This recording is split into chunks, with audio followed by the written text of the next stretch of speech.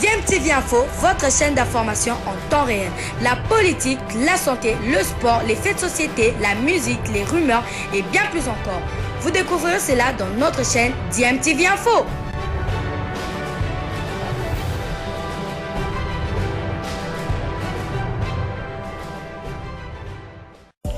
Vous êtes sur DMTV, bonjour ou bonsoir, tout dépend de l'heure à laquelle vous nous suivez. Tout plaisir est pour nous de vous retrouver, mais surtout de savoir que vous êtes nombreux en train de suivre votre chaîne YouTube DMTV. DMTV qui vous propose l'actualité, vous propose également des analyses et des réflexions sur des sujets d'actualité, sur des faits sociaux, tout simplement sur des réalités que nous observons ici chez nous en République démocratique du Congo.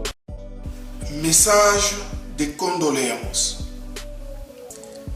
C'est avec consternation et amertume que le gouvernement militaire de la province du Nord Kivu, le lieutenant-général Ndima Komba Constant, a appris la mort des compatriotes survenus par noyade ce vendredi 23 décembre 2022, après chavirement d'une embarcation sur le lac Édouard à Kiavinyonge, en territoire de Béni. Il s'agit des membres de la chorale Upendo de l'église CBK Kiavinyonge qui allaient en mission évangélique en territoire de Lubero. Sur 25 passagers qui étaient à bord, 5 personnes s'en sont en sorties indemnes.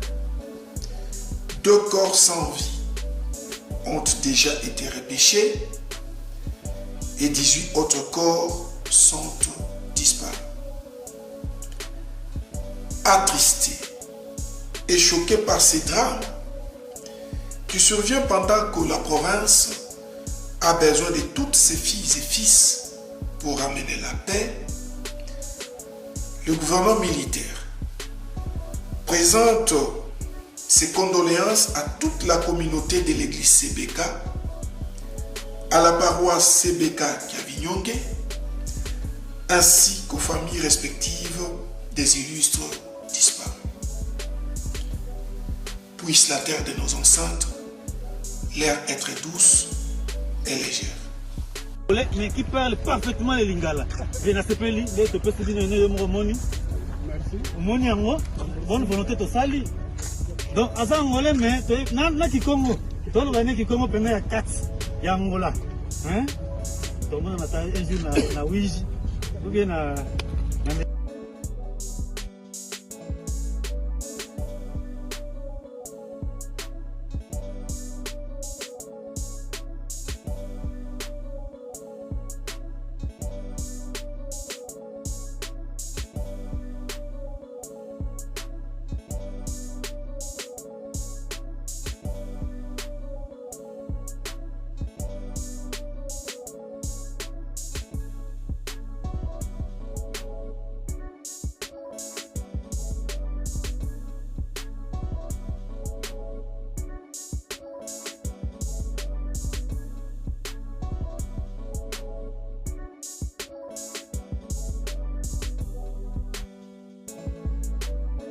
watu wanatembea 24 hours. Hiyo si kitu kizuri. Hii sio uniform ya Rwanda. Hii ni ya Marekani. Hiyo ni ya Special Force ya FARDC. Hii ni ya Commando. Hiyo kama ni ya Uganda. Hiyo ni ya Infantry FARDC. Wapiganaji wa Rebo wanavaa uniform zote. Les forces armées de la République démocratique du Congo portent à la connaissance de l'opinion que les désengagements annoncés avec pompe des terroristes M23 appuyés par les forces de défense du Rwanda est un leurre et une simple opération de publicité pour distraire les Congolais et la communauté internationale.